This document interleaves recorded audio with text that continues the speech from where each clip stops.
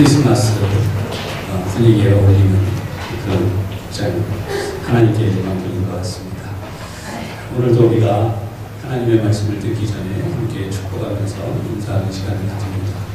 양옆에 앞에 있는 분들을 함께 축복합니다. 오늘도 하나님 은혜가 충만하시기 바랍니다.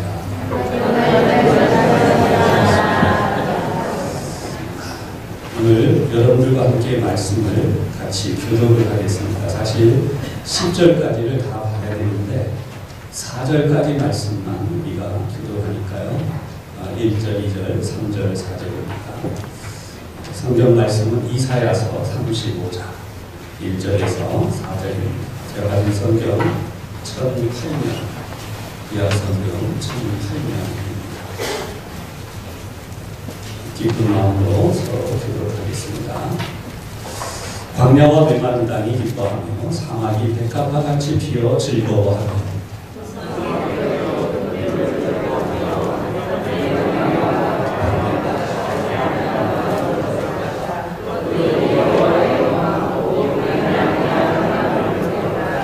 너희는 약한 손을 강하게 하며 떨리는 무릎을 굳게 하며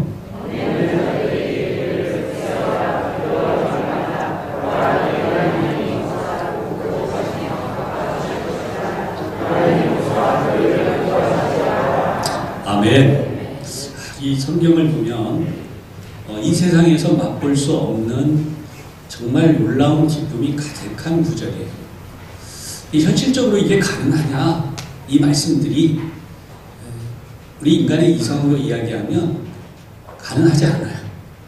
불가능한 이야기예요. 어떻게 이런 일이 생기겠습니까? 광야와 메마른 땅이 기뻐할 일이 뭐가 있어요? 사막이 백합화 같이 필 일이 뭐가 있어요? 그런 일은 있을 수 없는 거예요. 그리고 3절에도 나오지만 약한 손을 강하게 하고 떨리는 무릎을 굳세게 하는 일이 인간적으로 너무나 어려워요. 여러분 지난 밤에 정말 편하게 잘 주무신 분도 계시겠지만 염려와 근심으로 걱정하고 계신 분들이 분명히 있었을 거예요. 실제로 무릎이 아프고 그렇죠? 몸이 어디가 아파요. 근데 어떻게 평안하게 잠을 자며 어떻게 평안하고 기쁨으로 우리가 이 말씀대로 살 수가 있겠습니까? 그런데 이 성경을 보면 이 부분에서 우리가 2절에도 나오지만 4절에도 나오지만 뒤에도 계속해서 반복되어지는 내용이 있어요. 그게 뭐냐면 2절 후반에 어떻게 시작이 되냐면 그것들이 2절 후반 그것들이 여호와의 영광 곧 우리 하나님의 아름다움을 보리로다. 여러분 이게 우리에게 필요해요. 인간의 마음 속에는 선과 악이 공존한다고 얘기하고 심지어 어떤 이 위인전 같은 곳에서 나오는 이야기지만 우리 인간의 마음 속에는 천사도 있고 악마도 있다고 이야기를 하잖아요. 그런데 그런 우리의 마음이 이런 성경을 대하면 어떻게 이 은혜를 받을 수 있을 것인가 라고 하는 것은 4절에도 다시 나와요. 보라 너희 하나님이 오사 보복하시며 여기 나와 있는 보복이라고 하는 것은 이스라엘 민족이 가졌던 그 눈에는 눈, 이에는 이라고 하는 그 사상에 근거한 거예요. 하나님은 어떻게 하느냐? 철저하게 하신다는 거예요. 우리가 행한 대로 그렇게 철저히 하신다는 거예요. 근데 우리 마음속에 무슨 일이 있냐면 부분적으로 아는 일들이 생깁니다. 자, 조금 어려운 이야기로 우리가 좀 넘어가려고 해요. 그게 뭐냐면 오늘 말씀의 제목이 성경적 성탄절 회복에 대하여 라는 것입니다. 여러분 2000년 전 베들레헴 우리 가본 적이 없어요. 그러나 지금의 베들레헴은 우리가 알고 있습니다. 뉴스를 통해서 나오거나 또 혹은 성지순례를 가서 보고 오거나 또 그런 성지순례를 다녀온 이들이 사진을 올렸을 때 그 사진을 놓고 2000년 전 베들레헴은 어땠었다. 이 문제를 여러분과 함께 나누기 위해서 한 가지 좀 말씀을 먼저 드리려고 해요. 목사로서 참 마음 아프게 기도하는 것이 하나 있습니다. 그것은 뭐냐면 광화문 광장에서 요 며칠 사이에 벌어지고 있는 일입니다. 정부적인 차원, 국가적인 차원에서 우리 남한의 대통령께서 북한 땅을 갔었어요. 반대로 북한의 지도자가 남한 땅을 올 때 그럼 우리는 어떻게 해야 됩니까? 이걸 우리 힘으로 풀 수 있는 숙제냐라고 하는 거예요. 광화문에서 있는 젊은이들이 나왔어요.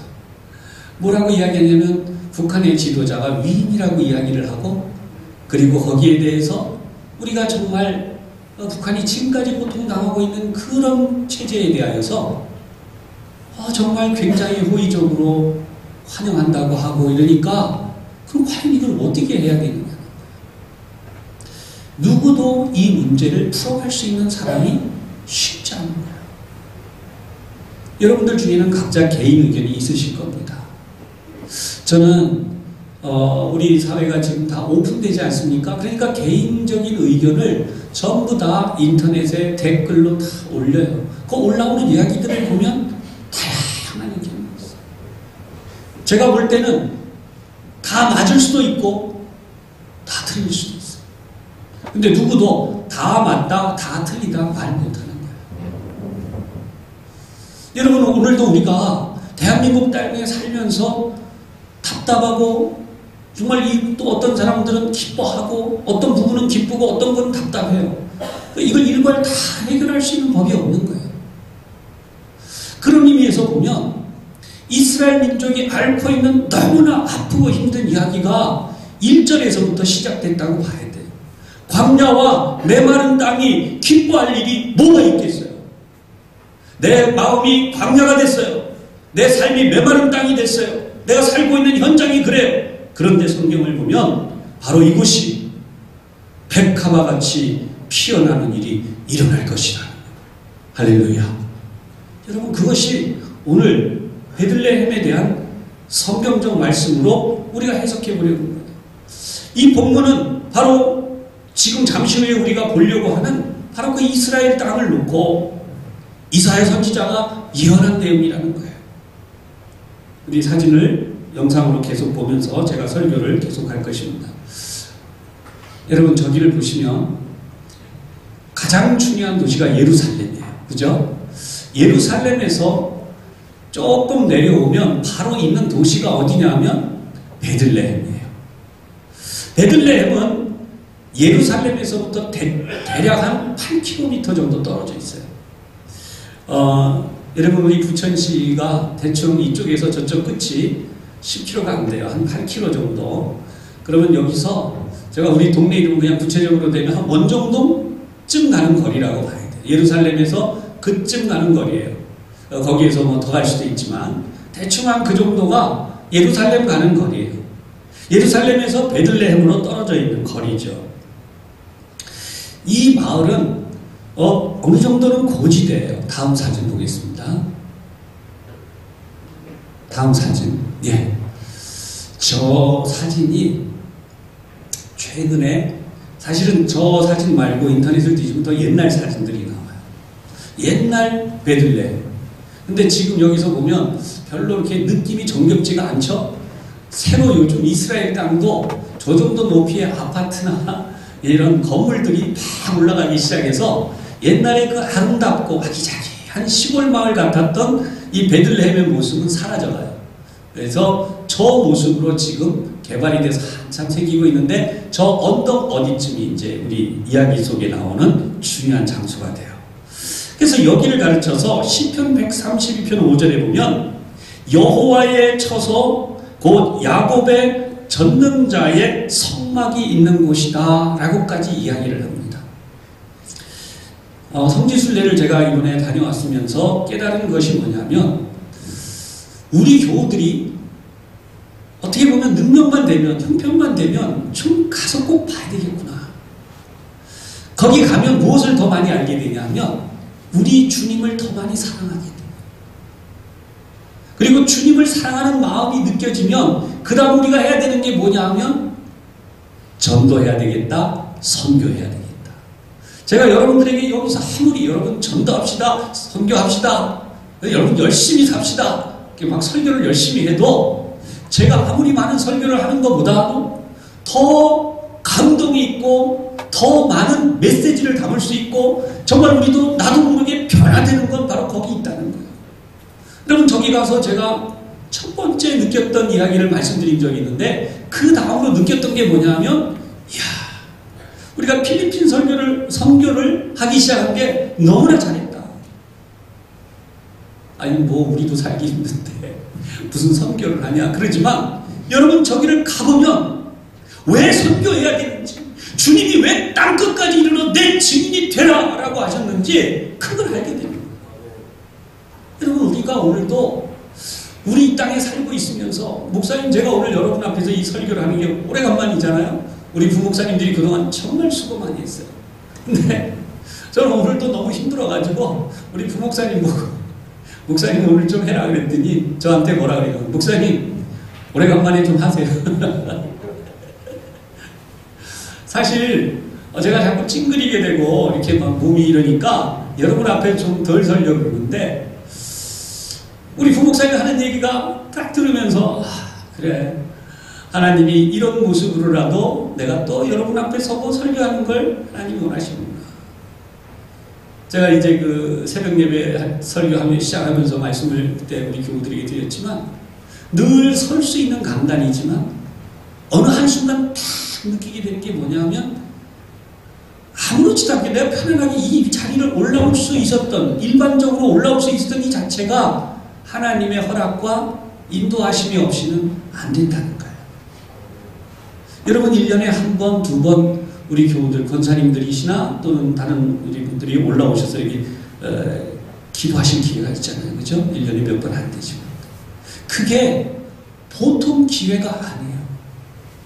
하나님이 나에게 주시는 정말 놀라운 기회. 이 시간 깨달을 수 있기를 축복합니다.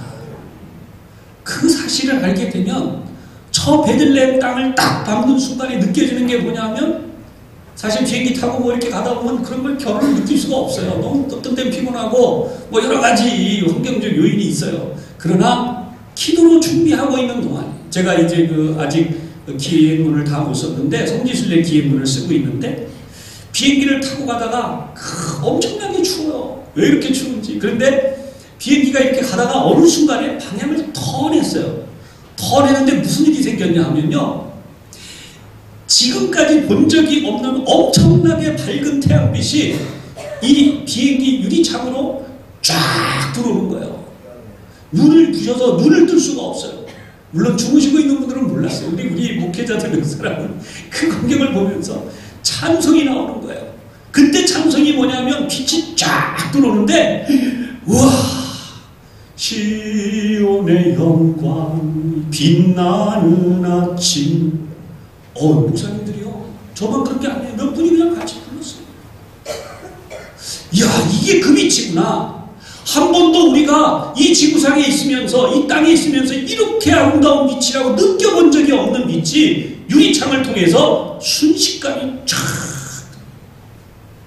사랑하는 여러분 오늘 성경은 광야와 메마른 땅이 기뻐한다 그랬어요.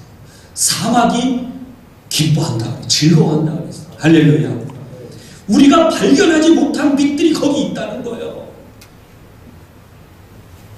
지금 저 다음 사진 넘어가 보겠습니다. 다음 사진. 네, 골목이요. 현대화돼서 지금은 저렇게. 그러니까 인터넷에 올라와 있는 사진 중에 최신 사진이 아닌 옛날 사진들이 있어요. 그거 말고 이건 최신 사진들이에요. 다음 사진입니다. 예, 이렇게 골목골목들이 이 베들레헴의 모든 골목이 이렇지는 않아요. 그러나 저렇게 현대화되어진 좋은 골목들이. 그러면 여러분들이 그러실 수 있어요. 야, 베들레헴에 올라가는 길이 뭐 대단하길래. 여러분 저거 굉장히 대단한 거고요. 현지에 가보면 길이 엄청나게 안 좋아요. 그런데 주님 때문에 우리 주님 때문에 세계에서 제일 많이 저기를 찾아가는 사람들이 누구라고요? 대한민국 사람들. 물론 대한민국 사람만 가지 않아요. 뭐 영국 사람도 뭐 프랑스 사람도 이스라엘 사람도 독일 사람도 다 옵니다. 그런데 얼마나 많은 사람들이 성지순례 특히 이 12월이 되면요 곳곳에 그 호텔이나 뭐 숙박시설들이 있잖아요. 지금 다 만원이에요. 꽉 차서 지금 저기 가서 성탄절에 예배 드리려고 얼마나 많은 순례자들이 준비하고 있는지 몰라요. 제가 참고로 말씀드리면 숙박시설이요, 방 하룻밤 자는데 우리나라 돈으로 제일 싼 데가 대략 5만 원대고요. 비싼 데는요 10만 원까지 와요. 하룻밤에. 와, 그게 인터넷 예약을 한 사람들도 그렇지만 뭐 그냥 찾아가는 사람, 별 사람들이 다 있어요. 여기 다음 사진 보겠습니다. 자, 여러분 지금 여기가 바로 예수님이 탄생하신 바로 베들레헴 교회입니다. 지금 저 장면은 굉장히 중요하고 멋진 장면인데요. 꼭대기를 위에서 드론으로 이렇게 찍은 거예요. 근데 공중에서 보면 건물 지붕이 어떻게 생겼냐면 십자가로 생겼어요. 대부분 많은 사람들이 저 건물 지붕을 보지 못한 채로 그냥 땅 위에서 건물 안에 들어갔다가 그냥 빠져나오는 경우가 많아요.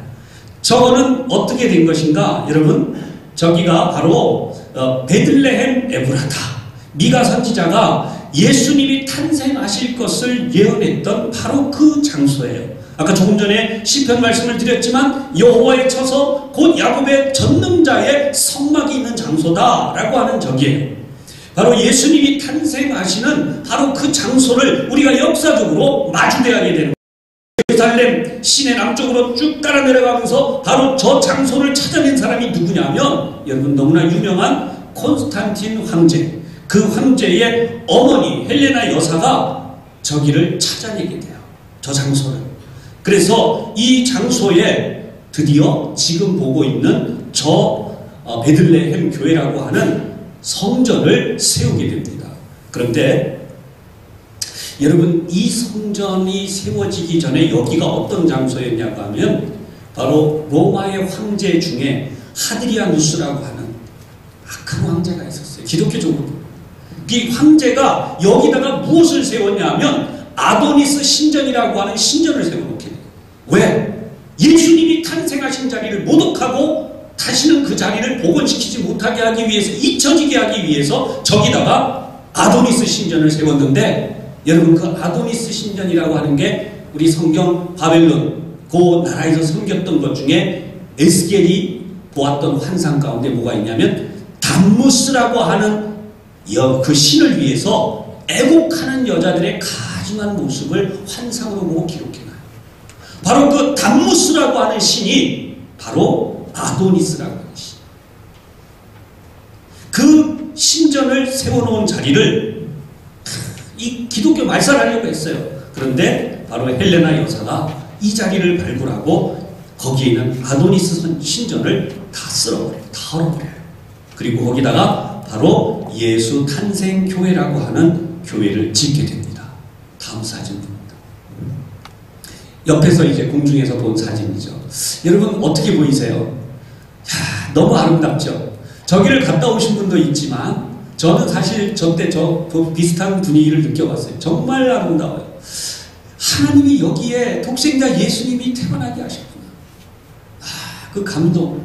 물론 우리가 이 자리에서도 예수님이 오신 감동을 느낄 수 있어요. 그러나 제가 저기 가서 느끼고 온 정말 따끈따끈한 표현할 수 없는 그 감동은 제가 지금도 여러분들에게 전달하고 있는 거예요. 제가 뭐 10년이 아니라 어쩌면 제가 이 세상을 떠날 때까지 저기 가서 그 느끼고 온 감동과 기쁨은 계속될 것 같아요. 왜 기쁜가? 왜 감사한가? 왜 감격스러운가? 여러분 주님이 이 땅에 오셨는데 주님이 오신 땅에 내가 갔었어요. 그리고 거기에 하나님이 역사를 이루셨다는 것을 보게 되는 거죠. 여러분 여기가 바로 유스티니아스라고 하는 황제가 다시 재건했는데 이유가 뭐냐면 화재가 심각하게 일어났어요. 여기를 손실시켰어요. 613년에서 614년까지 페르시아의 장군 샤흐 바라즈라고 하는 장군이 여기를 와서 완전히 정복하고 부숴버립니다. 그런데 다른 곳을 다 부쉈는데요. 여기 놀라운 일이 있어요. 여기 벽화 중에 어떤 벽화가 있냐면 아기 예수에게 경배하는 동방 박사들의 그 그림이 그려져 있어요. 여러분 저기 가면 모자이크로 대부분 다 해놓는데요. 그 모습을 보고 자기 조상들의 옷과 동방 박사들의 옷이 일치하는 것을 보고 다른 데는 다 부쉈는데 저 성전만큼은 파괴하지 않았다는 거예요. 할렐루야. 그러니까 우리가 성탄의 의미를 찾아가면 얼마나 놀랍고 기쁜 일들이 많은지 몰라요. 다음 사진 봅니다. 예, 앞에서 보면 전면이 이렇게 생겼어요. 그러니까 앞에서 이렇게 본 거 가지고는 아까 지붕에 있는 십자형은 볼 수가 없죠. 다음 사진. 다음 사진. 여기는 저 내부를 잘 설명해주는 안내도죠. 다음 사진. 야, 여러분 여기 보면 저 건물을 잘 보세요. 저 조그만 문이 있고 그 문 위로 이렇게 보면 아치가 있어요. 원래는 저렇게 작은 문이 아닌데 베들레헴 예수님 탄생교회는 저 작은 문으로 들어가야 돼요. 왜 그런가 하면 모든 사람이 하나님을, 예수님을 경배하기 위해서 저 구멍을 저렇게 조그맣게 해서 허리를 숙이고 한 사람이 간신히 들어가게 만들어놨어요. 여러분, 저도 들어갔었지만 우리 교우들이 한 번쯤은 들어가 볼 수 있기를 바라고, 진짜는 저기를 들어갔다 안 들어갔다를 떠나서 우리가 정말 하나님 앞에서 저기에 들어가야 되는, 겉으로라도 허리를 숙이고 겸손해져야 되는 것처럼 그런 일들이 여러분들에게 다 있기를 축복합니다. 그는 메시아였다. 성경은 그것을 가르쳐. 그는 메시아였다. 다음 사진입니다. 예, 저 안에 들어가면 성전이 저렇게 있는데요. 저 앞에 창문에 보면 십자가 문양이 있어요. 저것은 우리 개신교, 그때는 뭐 카톨릭 뭐 이런 게 의미가 없었을 때 모든 기독교도들의 문양은 저 앞에 보이는 저 십자가 창문에 있는 저 문양이에요. 굉장히 아름다운 성전이 세워져 있고 저 안에서 지금 어두워진 사진이 예배하는 모습들입니다. 다음 사진. 네, 그 밑으로 내려가면 지하가 있어요. 사실은 거기가 진짜예요. 예수님이 태어나셨다고 하는 구유가 있는 바로 거기 지금 찾아가는 거죠. 다음 사진. 네, 이제 내려가기 시작합니다. 뭐가 장식이 엄청나게 돼 있어요. 보시면 다음 사진. 네, 저기도 엄청난 장식이 돼 있습니다. 그 다음 사진. 네, 계속 보시면 아까 페르시아 사람들의 복장 말씀드렸지만 저런 식으로 옆에 있는 벽화가 전부 이렇게 금으로 장식으로 잘 돼 있어요. 우리 기독교에서 관리하는 곳이 아니에요. 저기는 여러 교파가 관리를 하게 되는데 이제 보실 곳은 아르메니안이라고 하는 곳에서 관리하는 것입니다. 다음 사진. 네, 드디어 예수님의 탄생 장소로 진입을 하려고 해요. 다음 사진. 이 굴을 들어가는 거예요. 저희는 솔직히 말하면 너무나 많은 사람이 왔는데다가 저 안에서 시간이 되면 미사가 진행이 돼요. 그러면 그 미사 기간 동안에는, 시간 동안에는 몇 시간이 걸려도 못 들어갑니다. 그래서 저희는 밖에서 보고 그냥 끝났어요. 저기까지 가고는 못 들어갔어요. 몇 시간을 버텼는데. 자, 다음 사진입니다. 저 안을 들어가면 저렇게 장식되어 있습니다. 설명 안 드려도 대충 알겠죠? 예, 위에 있는 둥근 곳 말고 밑에 있는 부분이 바로 예수님이 탄생하신 장소라. 다음 사진. 예, 거기에 지금 보시면 불이 저렇게 많이 켜져 있고 가운데 구멍이 있습니다. 다음 사진.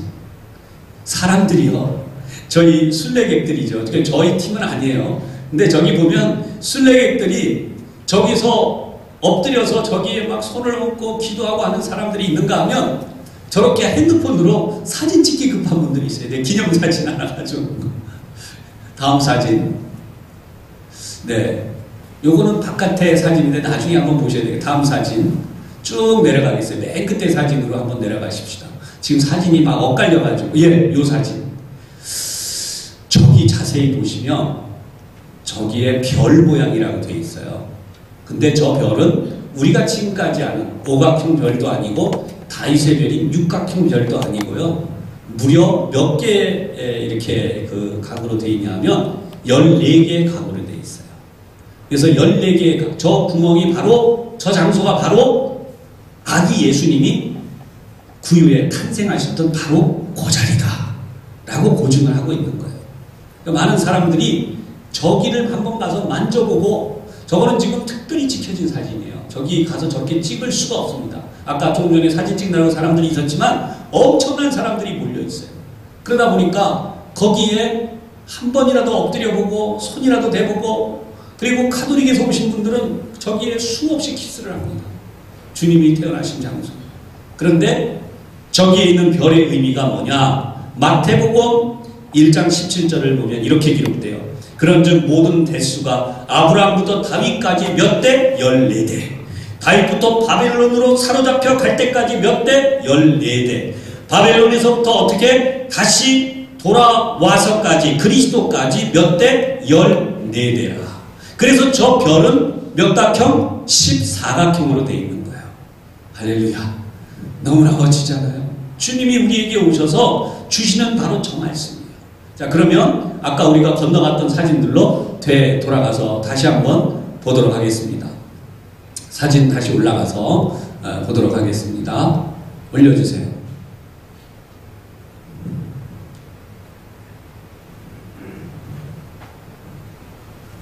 네. 조금 전에 사진이 있죠. 그 전에 사진. 이게 그 사진이 아닌데요. 중간에 우리 그만뒀던 사진도부터. 네, 저기서부터 다시 보겠습니다. 여러분, 저게 뭐냐면, 확대를 조금 해주시면, 저기 기념품 가게예요. 이스라엘 땅에 가면 저기에 십자가가 보여요. 사랑하는 여러분, 이스라엘 사람들은 십자가를 인정할까요? 안 할까요? 상식적으로 인정 안 하죠. 맞아요. 예수님을 인정 안 해요.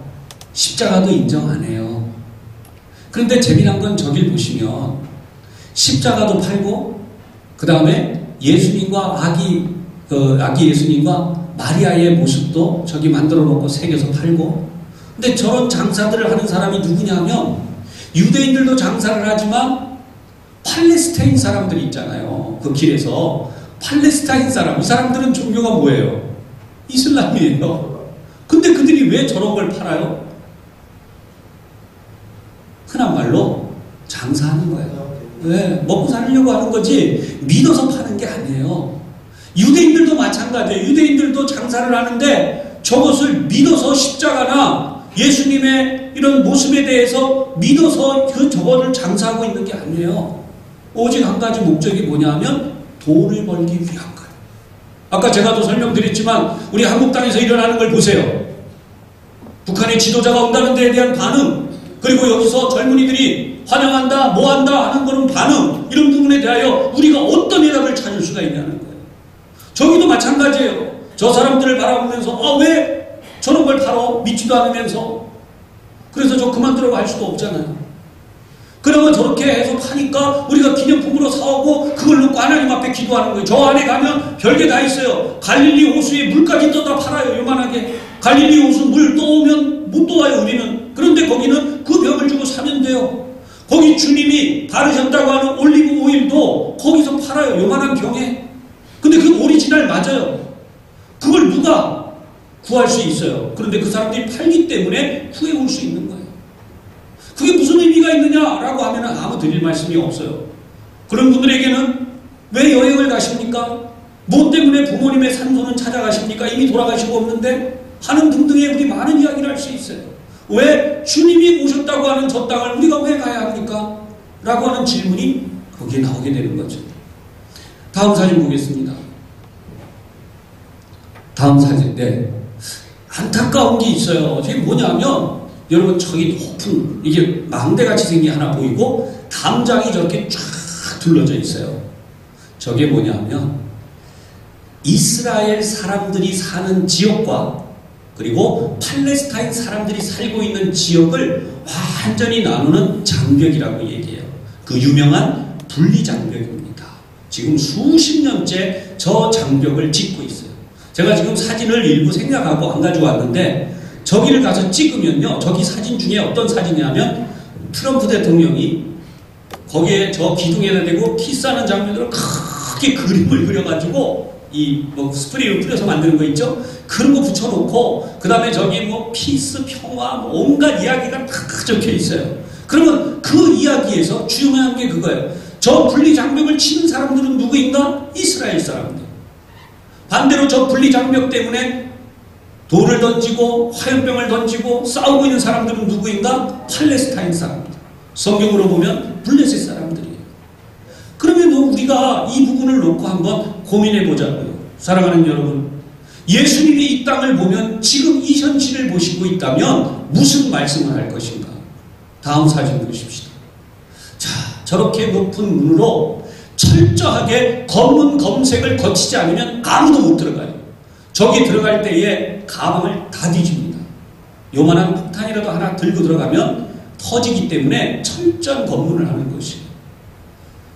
베들레헴 에브라다야, 너는 유대 고을 중에 가장 작지 아니하도다.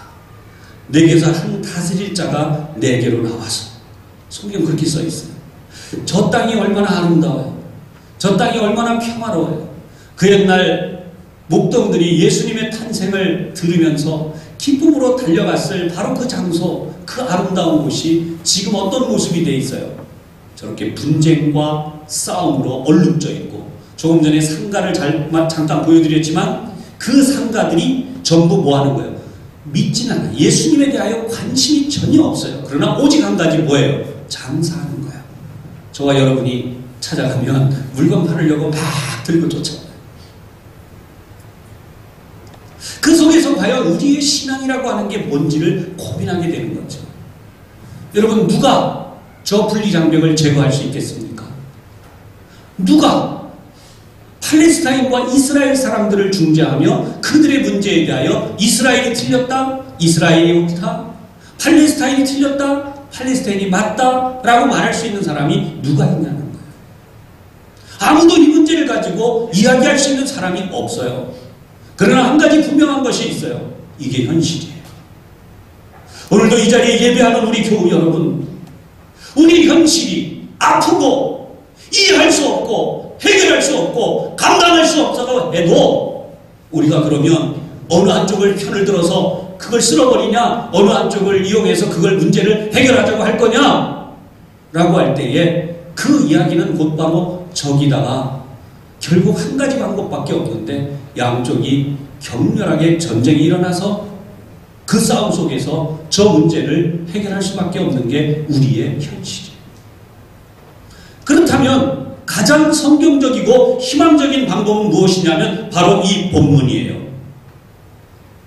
우리는 지금 3절에 나와 있는 것처럼 약한 손을 가지고 있고, 그죠? 떨리는 무릎을 가지고 있어요. 우리가 우리 힘으로 감당할 수가 없는 거예요. 4절에 보면 겁내는 자들, 두려워하는 자들, 우리는 지금 저기서 언제 누가 와서 테러를 할지, 어떤 문제를 일으킬지 우리가 살고 있는 이 현실 속에서 여러분이 지금 우리나라 경제를 걱정하죠. 누가 우리나라 경제를 일으키겠어요? 저도 할 수 없지만 여러분들도 할 수 있는 게 아니에요. 국가의 지도자들 탓을 하면 국가의 지도자가 할까요? 그게 아니에요. 사랑하는 여러분, 몇 번이나 설교를 통해 말씀드렸지만 이 나라가 전쟁의 폐허가 되고 아무것도 없을 때에 하나님 앞에 무릎 꿇어 기도하고 밤새워 기도하고 장사하다 와서 기도하고 삶의 현장에서 찾아와서 기도하고 했던 바로 그 기도가 오늘날 대한민국의 경제를 이만큼 부흥시켜 놓은 거예요. 할렐루야! 그것 때문에 지금 우리가 그걸 누리고 있는 거예요. 근데 이 누리고 있는 누림에 대하여 우리가 얼마나 감사하며 얼마나 이 누림에 대하여 만족하고 이 말씀처럼 기뻐하고 있는가라고 하는 것이죠. 여전히 우리는 문제만 제기하고 있어요. 빈익빈 부익부. 이 정부에서 뭔가 해줘야 된다. 그래서 어제도 엄청난 단체들이 데모들을 하는 거예요. 이스라엘 민족의 땅을 가보면 똑같은 현장을 보게 돼요. 다음 사진 있나요? 사랑하는 여러분, 지금 우리가 앞에서 저 사진을 봤어요. 모두 다 저것을 찾아가서 참배하고 경배하기 위하여 가는데 문제는 우리가 안고 돌아와야 되는 가장 중요한 중심이 이 성경에 나와 있는 거예요. 5절 이하에 쭉 설명이 나오고 있는데 저는 거기까지 내려가지 않고 이렇게 다시 한번 2절로부터 가고 싶어요. 무성하게 피어 기쁜 노래로 즐거워하며 레바논의 영광과 갈멜과 사론의 아름다움을 얻을 것이라.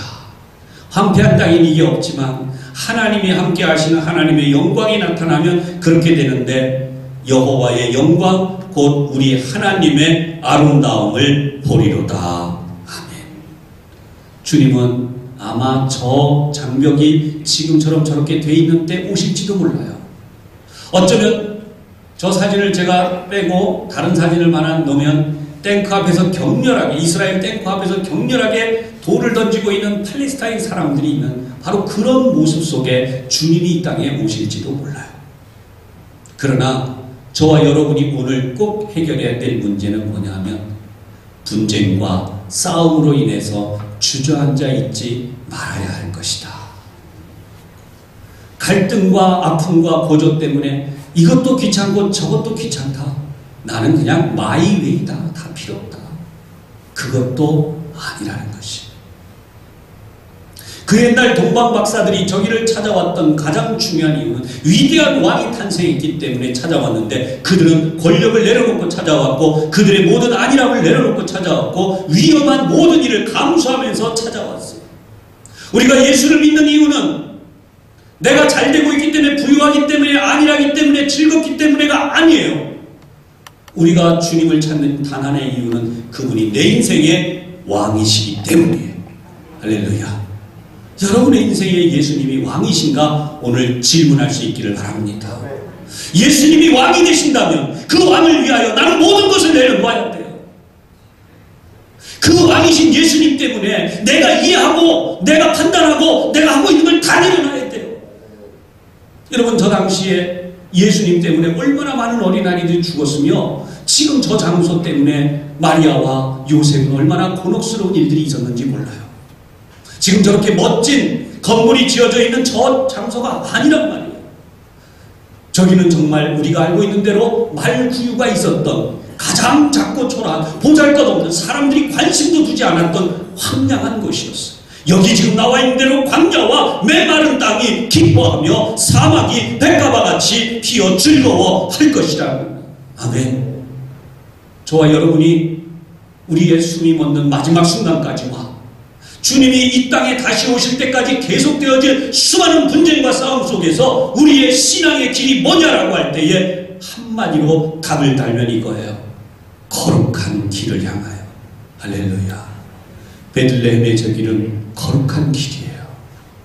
누가 뭐라 그래도 미국의 대통령을 욕하는 팔레스타인 사람들이나 팔레스타인 사람들을 욕하고 있는 이스라엘 사람들이나 그 누구라도 오늘 이 땅에 피곤하고 아픔을 이끌고 찾아간 순례자들이라 할지라도 마지막 숨을 몰아쉬고 있는 분들도 봤어요.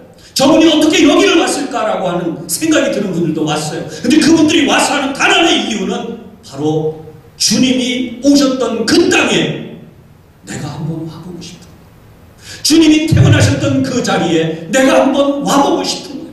할렐루야. 인간의 꿈은 소박해야 돼요. 저는 그렇게 생각이 돼요. 그 소박한 꿈 때문에, 그리고 그 소박한 꿈이 바로 그 사람을 거기까지 인도했다는 것이죠. 성경적 성탄절이 어떻게 회복될 것이냐, 많은 이슈나 수많은 이런저런 이유를 대며 굉장한 것들을 해결할 것처럼 하는 그런 게 아닙니다.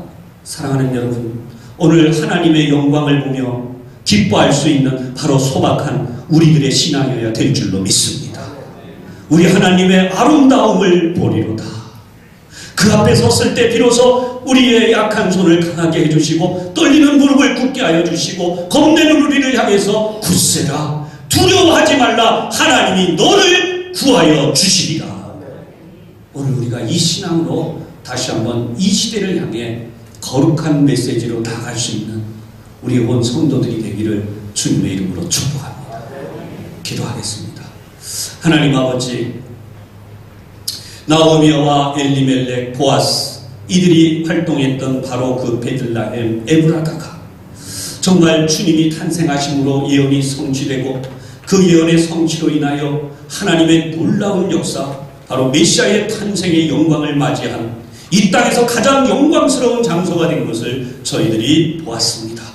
이런 하나님의 영광을 두고도 아직도 깨닫지 못한 채 여전히 인간의 싸움과 갈등과 그리고 어리석은 인간의 장사 속에 판을 치는 저 땅에서, 그럼에도 불구하고 하나님의 영광을 보고 하나님이 우리에게 주시는 기쁨을 안고 저곳을 찾아갔다 돌아오는 수많은 순례자가 있는 것처럼 오늘도 우리의 삶이 하나님을 향한 거룩한 길을 달려가는 메마른 땅과 광야와 같은 내 인생이 사막과 같이라도 백가와 같이 피어 즐거워하고 기쁜 노래로 즐거워하는 하나님의 영광을 보는 놀라운 역사로 피어나도록 하나님 복 내려주시고 인도하여 주시옵소서. 예수님 이름으로 기도하옵나이다. 아멘.